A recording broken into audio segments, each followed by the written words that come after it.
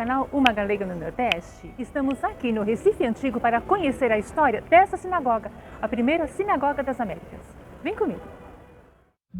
Kahal Zur Israel, ou Congregação Rochedo de Israel, foi a primeira sinagoga das Américas. Funcionou em Recife, Pernambuco, durante o período de dominação holandesa, de 1630 a 1657. Vou fazer um breve resumo dessa história. No início do século XVII, o processo de expansão colonial europeia seguia numa mistura de caos, e no meio dele a política e a religião. Entre as principais vítimas de perseguição religiosa estavam os judeus. Os países católicos, sobretudo Portugal e Espanha, impunham a religião cristã. Ocorre, entretanto, que grande parte dos portugueses da época eram de origem judaica. E devido ao processo de perseguição aos judeus com o confisco de bens e capital, uma importante parcela de portugueses de origem judaica migrou para a Holanda em um momento histórico no qual este reino se consolidava e expandia-se para o mundo novo. Esta parede é uma parede original, que é pedra, areia e cal.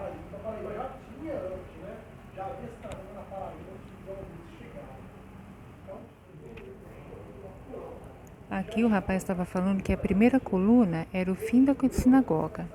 E aqui a segunda coluna era a barreira que barrava as águas do rio Beberibe, que vinham até aqui. Com a chegada dos holandeses ao Brasil em 1630 e a tolerância exercida com outras religiões por parte da Holanda, vieram com eles muitos judeus, tanto os de origem portuguesa como os de origem holandesa. O cenário da situação da colônia nesta época era bastante conflituosa, tanto em relação à política, poder militar, poder econômico e religião. A perda gradual das posições luso-brasileiras não significava tranquilidade para os holandeses, e muito menos para os judeus que os acompanhavam.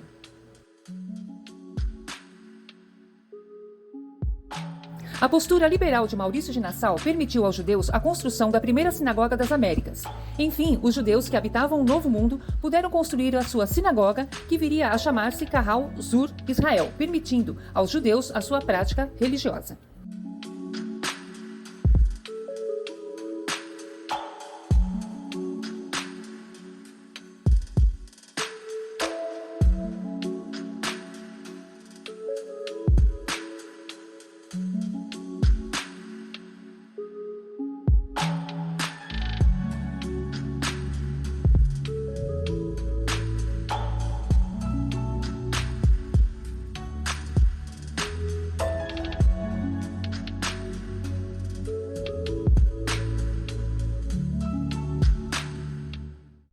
Os judeus ocupavam um significativo espaço durante o governo de Maurício de Nassau, em praticamente todos os segmentos da sociedade. No setor público, em apenas 3 anos após a chegada de Nassau, era construída uma ponte em conjunto com o judeu Baltazar da Fonseca, hoje conhecida como Ponte Maurício de Nassau. A construção foi de extrema importância para a economia da região, pois ligava Recife a Maurícia, onde hoje é Santo Antônio. Curiosidade, foi a primeira ponte do Brasil.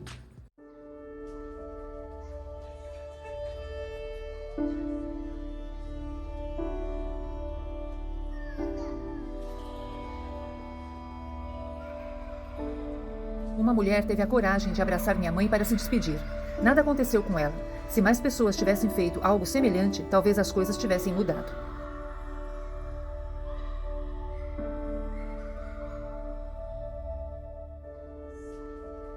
Os desavergonhados, desalmados que desrespeitam o mandamento de amar o próximo, ignorando seus lamentos, o choro de bebês, mulheres e homens. Eles não temiam, eles tinham o apoio da polícia alemã e a permissão social para perseguir judeus.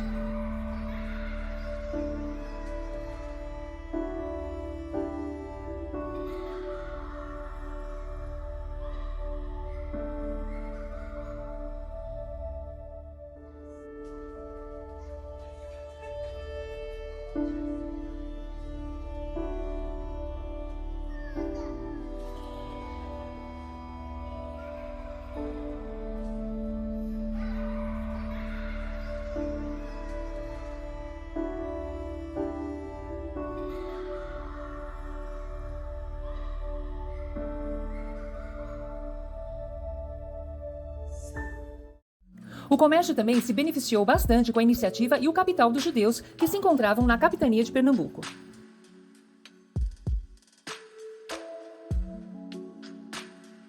Entretanto, com a queda do domínio holandês e a saída de Nassau em 26 de janeiro de 1654, a situação dos judeus ficou bem complicada.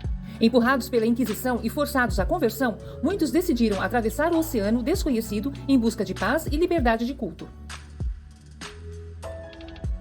Rumo à América do Norte, onde estabeleceram um lugar chamado de Nova Amsterdã, constituindo a primeira comunidade judaica organizada naquela região. Este lugar hoje é conhecido como nada mais do que a cidade de Nova York.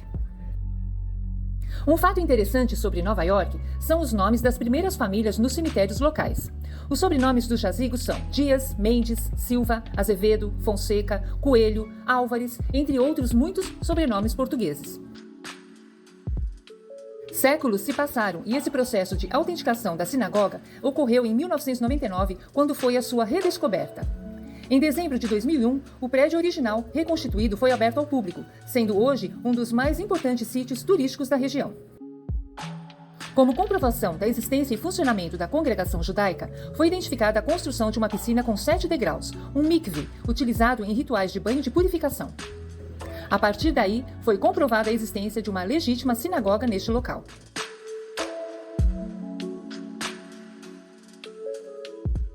A fachada do prédio data do século XIX e atualmente abriga o Arquivo Histórico Judaico de Pernambuco.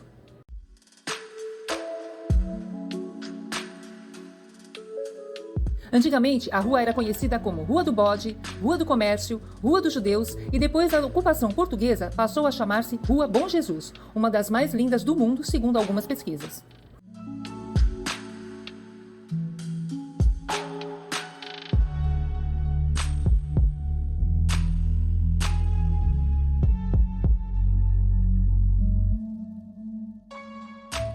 Cada vez que conhecemos um pouco mais da história do nosso Brasil, mais nos surpreendemos com ela, não é verdade?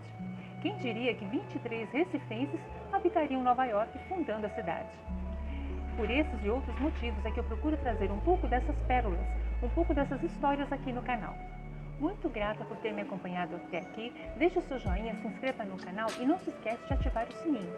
Deixe também o seu comentário, porque isso me faz muito feliz. Muito grata e cheiro!